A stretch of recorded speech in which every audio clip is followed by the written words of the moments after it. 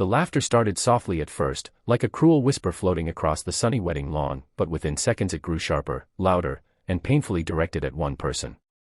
Marissa Hale, a 27-year-old woman with soft eyes and a shy smile, froze in the middle of the aisle as a group of bridesmaids snickered, pointing at the way her pastel dress stretched across her body.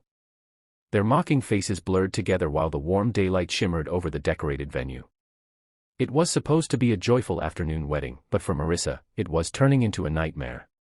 She had come alone, hoping to celebrate her cousin's happiness, but all she could feel was humiliation pressing into her chest as if the world had decided she didn't fit in it.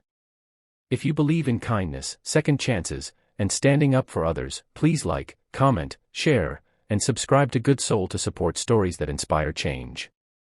Marissa swallowed her pain, trying to move toward her seat, but every step felt heavier than her body itself.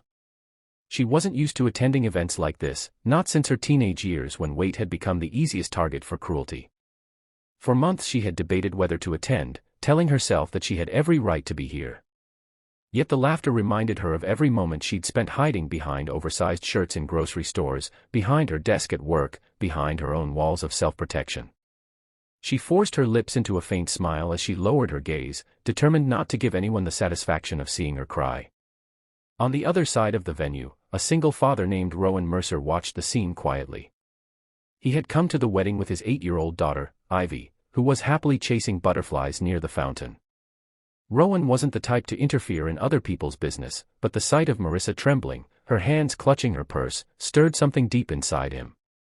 He understood what it felt like to be judged. It had been only a year since he'd lost his wife, and people whispered behind his back too, calling him too young to be a widower, speculating whether he was coping or failing. Pain recognized pain, even from across a crowded garden. Marissa finally reached a small round table near the end of the seating row and lowered herself slowly onto a chair, hoping to disappear. But the bridesmaids continued their cruel jokes, pretending to wobble as if mimicking her walk. A few guests laughed with them while others tried to look away, uneasy yet unwilling to speak up.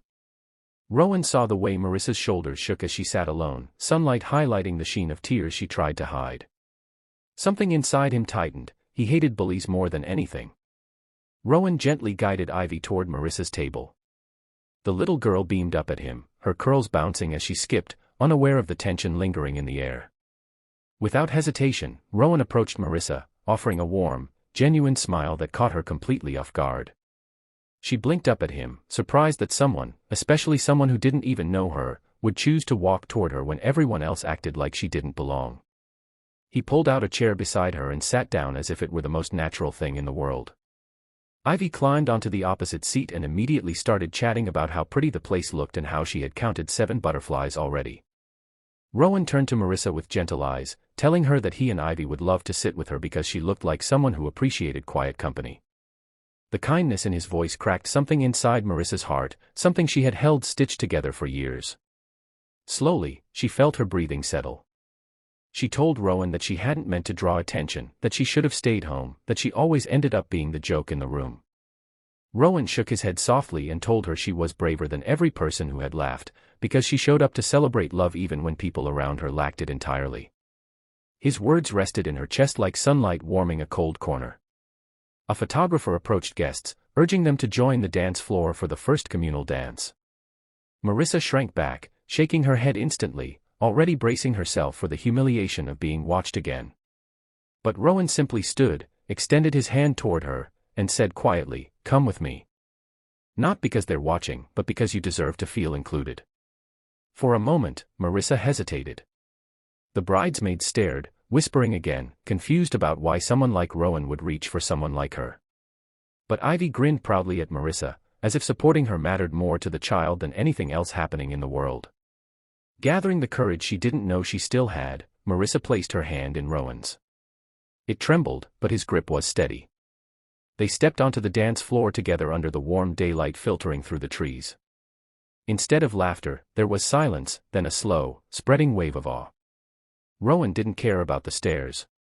He guided Marissa gently, smiling whenever she looked anxious, helping her find the rhythm with small, patient movements. Slowly, the tension melted from her shoulders.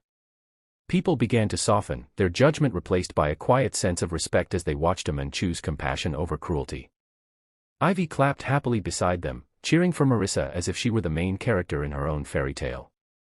For the first time in years, Marissa felt seen, not for her weight, but for her presence, her heart, her courage.